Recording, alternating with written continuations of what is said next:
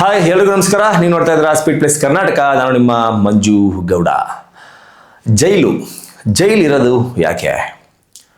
ಹೊರಗಡೆ ಸೊಸೈಟಿನಲ್ಲಿ ಕಾನೂನನ್ನು ಉಲ್ಲಂಘನೆ ಮಾಡಿ ಬೇಕಾಬಿಟ್ಟಿ ನಡೆದುಕೊಂಡು ಬೇಕಾಬಿಟ್ಟಿ ಮೆರಿತಾ ಇರೋರು, ರೇಪ್ ಮಾಡಿದವರು, ಮರ್ಡರ್ ಮಾಡಿದವರು, ಅಂದರೆ ಕಾನೂನನ್ನು ಉಲ್ಲಂಘಿಸಿದವರಿಗೆ ಶಿಕ್ಷೆಯನ್ನು ಕೊಡೋದಕ್ಕೆ ಇರುವಂತಹ ಜಾಗ ಜೈಲು ಅಂತ ಕರಿತೀವಿ. ಅದಕ್ಕೆ ಇನ್ನೊಂದು ಹೆಸರು ಕೂಡ ಇದೆ. ಅದನ್ನು ನಮ್ಮ ಕನ್ನಡದಲ್ಲಿ ಮನ ಪರಿವರ್ತನಾ ಕೇಂದ್ರ ಅಂತ ಕೂಡ ಕರೀತಾರೆ. ಅದನ್ನು ಇಂಗ್ಲೀಷ್ನಲ್ಲಿ ಜೈಲು ಅಂತ ಕರೀತಾರೆ. ಇಂತಹ ಜೈಲು ಇರೋದು ಏನಕ್ಕೆ ಅನ್ನೋದನ್ನು ನಾನೀಗ ಆಲ್ರೆಡಿ ಹೇಳಿದೆ.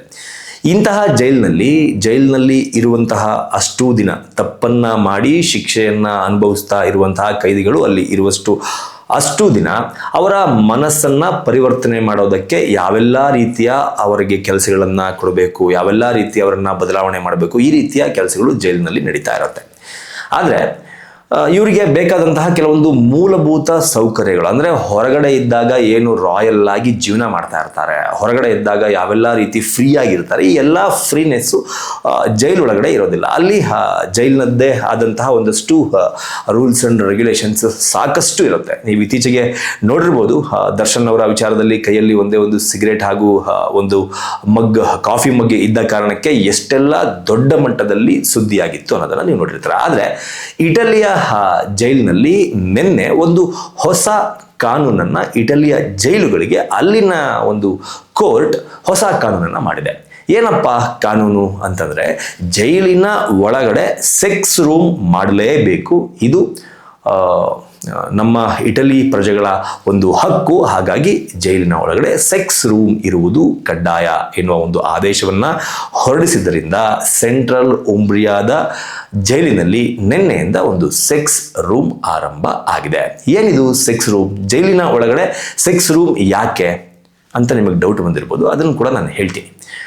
ಏನು, ಜೈಲಿನಲ್ಲಿ ಸಾಕಷ್ಟು ಸುದೀರ್ಘ ವರ್ಷಗಳ ಕಾಲ ಶಿಕ್ಷೆಯನ್ನು ಅನುಭವಿಸ್ತಾ ಇರುವ ಕೈದಿಗಳಿಗೂ ಕೂಡ ಸೆಕ್ಸ್ ಮಾಡುವ ಹಕ್ಕು ಇದೆ. ಅವರು ಹೊರಗಡೆ ಹೋಗದೇ ಇರುವ ಕಾರಣಕ್ಕೆ, ಜೈಲಿನಲ್ಲಿ ಇದ್ದಾರೆ ಅನ್ನುವ ಕಾರಣಕ್ಕೆ ಅವರನ್ನು ಸೆಕ್ಸ್ ಮಾಡದ ರೀತಿಯಲ್ಲಿ ಕಟ್ಟಿ ಹಾಕೋದು, ತಡೆಯೋದು ಕಾನೂನಿಗೆ ವಿರುದ್ಧ. ಅವರ ಹಕ್ಕನ್ನು ನಾವು ಕಿತ್ತುಕೊಂಡಂಗೆ ಆಗತ್ತೆ. ಹಾಗಾಗಿ ಅವರನ್ನು ಯಾರು ನೋಡೋದಕ್ಕೆ ಬರ್ತಾರೆ, ಅಂದರೆ ಅವರ ಆಪ್ತರಾಗಿರ್ಬೋದು, ಗರ್ಲ್ ಫ್ರೆಂಡ್ ಆಗಿರ್ಬೋದು, ಅವರು ತುಂಬ ಇಷ್ಟಪಡೋರಾಗಿರ್ಬೋದು, ಮನೆಯವರಾಗಿರ್ಬೋದು, ಹೆಂಡತಿ ಆಗಿರ್ಬೋದು, ವಾಟ್ ಎವರ್ ಇಟ್ ಈಸ್, ಅವರು ಯಾರು ಆಪ್ತರು ಅವರನ್ನು ನೋಡೋಕ್ಕೆ ಬರ್ತಾರೆ.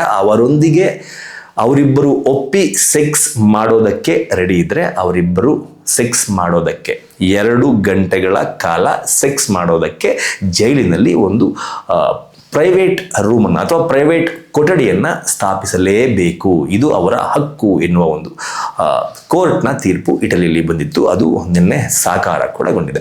ಇಂತಹ ಸಂದರ್ಭದಲ್ಲಿ, ಅಂದರೆ ಏನು, ಜೈಲಿಗೆ ಈಗ ಫಾರ್ ಎಕ್ಸಾಂಪಲ್ ಗಂಡ ಜೈಲಲ್ಲಿರ್ತಾನೆ, ಹೆಂಡತಿ ಜೈಲಿಗೆ ಗಂಡನನ್ನು ನೋಡೋಕ್ಕೆ ಬಂದಂತಹ ಸಂದರ್ಭದಲ್ಲಿ ಆತನೊಂದಿಗೆ ಅಥವಾ ಆಕೆಯೊಂದಿಗೆ ಆತ ಸೆಕ್ಸ್ ಮಾಡೋದಕ್ಕೆ ಬಯಸಿದ್ದೇ ಆದರೆ ಜೈಲಿನ ಅಧಿಕಾರಿಗಳಿಗೆ ಇನ್ಫಾರ್ಮ್ ಮಾಡಬೇಕು. ಆ ಪ್ರೈವೇಟ್ ಕೊಠಡಿಗೆ ಅವರನ್ನು ಕರೆದುಕೊಂಡು ಹೋಗಿ ಬಿಡಲಾಗುತ್ತೆ. ಅವರಿಬ್ಬರಿಗೆ ಅಂದರೆ ಪ್ರೈವೇಟ್ ರೂಮ್ ಅದಾಗಿರುತ್ತೆ. ಆದರೆ ಆ ಪ್ರೈವೇಟ್ ರೂಮ್ನಲ್ಲಿ ಅವರು ಉಳಿದುಕೊಳ್ಳುವ ಸಮಯವನ್ನು ಸಹ ನಿಗದಿ ಮಾಡಲಾಗಿದೆ. ಅದು ಕೇವಲ 2 ಗಂಟೆ. ಅದರ ಜೊತೆಗೆ ಅವರು ಏನು ಆ ರೂಮ್ನ ಒಳಗಡೆ ಹೋಗಿ ಸೆಕ್ಸ್ ರೂಮ್ನ ಒಳಗಡೆ ಹೋಗಿ ಸೆಕ್ಸ್ ಮಾಡ್ತಾರಲ್ಲ, ಆ ಮಾಡುವಂತಹ ಸಂದರ್ಭದಲ್ಲಿ ಬಾಗಿಲನ್ನು ಲಾಕ್ ಮಾಡಿಕೊಳ್ಳುವ ಹಾಗಿಲ್ಲ.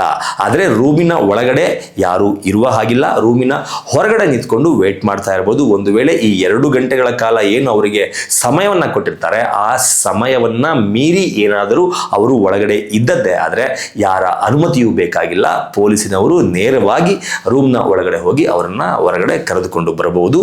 ಅದರ ಜೊತೆಗೆ ಯಾಕೆ ಈ ಡೋರನ್ನು ಲಾಕ್ ಮಾಡಿಕೊಳ್ಳುವ ಹಾಗಿಲ್ಲ ಎನ್ನುವ ಒಂದು ನಿಯಮವನ್ನು ಅಲ್ಲಿ ತಂದಿದ್ದಾರೆ ಅಂತಂದರೆ, ಇತ್ತೀಚೆಗೆ ಇಟಲಿಯ ಜೈಲುಗಳಲ್ಲಿ ಸಾಕಷ್ಟು ಜನ ಆತ್ಮಹತ್ಯೆಗಳನ್ನು ಮಾಡ್ಕೊಳ್ತಾ ಇರುವಂತಹ ಒಂದು ಘಟನೆಗಳು ವರದಿ ಆಗ್ತಾ ಇರೋದ್ರಿಂದ ಗಂಡ ಹೆಂಡತಿ ಅಥವಾ ever boy friend girl friend ರೂಮ್ನ ಒಳಗಡೆ ಹೋಗಿ ಎಮೋಷ್ನಲಲ್ಲಿ ಏನಾದರೂ ಎಮೋಷನ್ಸ್ನ ಕಂಟ್ರೋಲ್ ಮಾಡ್ಕೊಳ್ಳೋಕ್ಕಾಗ್ದಲೇ ನಾನು ಜೈಲಲ್ಲಿದ್ದೀನಿ, ನನ್ನ ನೋಡೋಕ್ಕೆ ಇಲ್ಲಿಗೆ ಬರಬೇಕಾದಂಥ ಸ್ಥಿತಿ ಬಂತು ಅನ್ನುವ ಎಮೋಷನನ್ನು ಕಂಟ್ರೋಲ್ ಮಾಡ್ಕೊಳ್ಳೋಕ್ಕಾಗದೆ ರೂಮ್ನ ಒಳಗಡೆ ಲಾಕ್ ಮಾಡ್ಕೊಂಡು ನೇಣು ಹಾಕೊಂಡ್ಬಿಟ್ರೆ ಅಥವಾ ಆತ್ಮಹತ್ಯೆ ಮಾಡ್ಕೊಂಡ್ಬಿಟ್ರೆ ಕಷ್ಟ ಎನ್ನುವ ಕಾರಣಕ್ಕೆ ಸೆಕ್ಸ್ ಮಾಡುವಂತಹ ಈ ಸಂದರ್ಭದಲ್ಲಿ ಆ 2 ಗಂಟೆಗಳವರೆಗೂ ಸಹ ಯಾರು ಕೂಡ ಡೋರನ್ನು ಲಾಕ್ ಮಾಡಿಕೊಳ್ಳುವ ಹಾಗಿಲ್ಲ ಎನ್ನುವ ಒಂದು ಕಾನೂನನ್ನು ಇಟಲಿಯಲ್ಲಿ ಜಾರಿಗೆ ತರಲಾಗಿದೆ. ಏನನ್ಸುತ್ತೆ ನಿಮಗೆ ಈ ಕಾನೂನನ್ನು ನೋಡಿದರೆ? ಮೋಸ್ಟ್ಲಿ ಮುಂದಿನ ದಿನಗಳಲ್ಲಿ ಭಾರತದಲ್ಲೂ ಕೂಡ ಯಾರಾದರೂ ಈ ವಿಚಾರವಾಗಿ ಕೋರ್ಟ್ನಲ್ಲಿ ಅರ್ಜಿ ಹಾಕಬಹುದು. ಕೋರ್ಟ್ನಲ್ಲಿ ಈ ತರಹದ ಅರ್ಜಿಗಳು ವಿಚಾರಣೆಗೆ ಬಂದರೂ ಕೂಡ ಬರ್ಬೋದು. ಒಟ್ಟಲ್ಲಿ ಸದ್ಯಕ್ಕೆ ಇಟಲಿಯಲ್ಲಂತೂ ಈ ರೀತಿಯ ಒಂದು ಕಾನೂನು ಜೈಲಿನ ಒಳಗಡೆ ನಿನ್ನೆಯಿಂದ ಜಾರಿ ಆಗಿದೆ ಅಂತ ಹೇಳ್ಬೋದು. ಏನ್ಸುತ್ತೆ ನಿಮಗೆ ಈ ಕಾನೂನನ್ನ ನೋಡ್ತಾ ಇದ್ರೆ ಅನ್ನೋದನ್ನ ಕಮೆಂಟ್ ಬಾಕ್ಸ್ ಮೂಲಕ ತಿಳಿಸಿ ಅಂತ ಕೇಳ್ಕೊತಾ ಈ ವಿಡಿಯೋನ ಮುಗಿಸ್ತಾ ಇದ್ದೀನಿ. ನಮಸ್ಕಾರ. Speed plus Karnataka.